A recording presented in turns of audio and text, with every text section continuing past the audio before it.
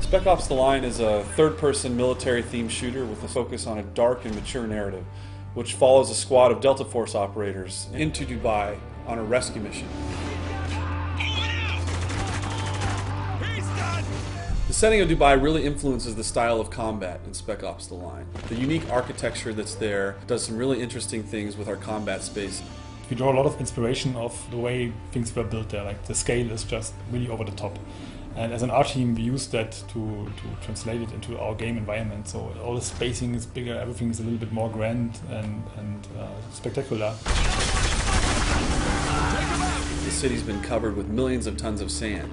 It really provides sort of a very new and fresh combat experience.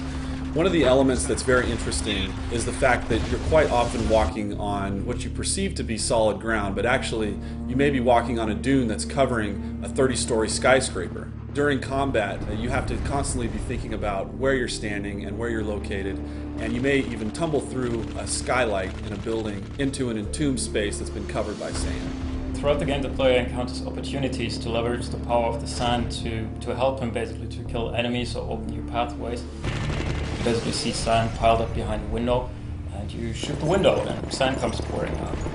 So there's a number of locations in the game where out of the narrative grew an opportunity for us to let the player make a choice. This is a test.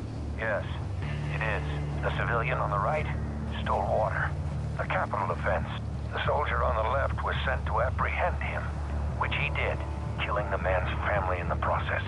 So these are not binary choose A to do the good thing or choose B to do the bad thing types of choices that are presented to the player.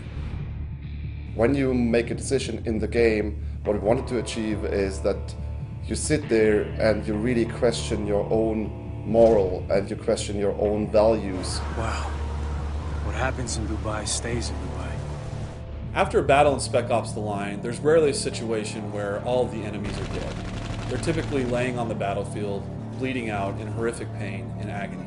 The player can choose to react to that in a number of ways, and one of the ways that he can do that is by utilizing executions and executing those enemies. Since Spec Ops: The Line is a realistic shooter and you're up against humans with guns, it was always very important for us to make sure that there's enough variety in gunplay and in enemy behavior. So we created all those different enemy types to make sure that there's always enough variety and fun to fight those guys. It was too close, Walker! Take this guy out! That all of them? I think we're clear. What about the civilians? 33rd get away with any of them? Yeah, they did. The campaign in Spec Ops: The Line is heavily influenced by the people who are left there in Dubai after sandstorms have ravaged the region. This element of survival in a combat scenario permeates into the gameplay itself. Many of the conflicts in the campaign actually have to do with those survivors and these elements of them trying to provide for their families and protect them from the situation that they found themselves in. This element of civilians being found in the middle of combat scenarios adds a lot of tension to the combats in Spec Ops: The Line. The CIA doesn't start when it can't finish. Well, now's the time to prove it, because I'm not telling you shit. No! What the hell? What we wanted to achieve was that the player really not only makes his decisions as the character, but also as himself, as a person, as the human in front of the console. We hope that this invites players to think about what wartime scenarios are really like for the people that are trapped within their confines.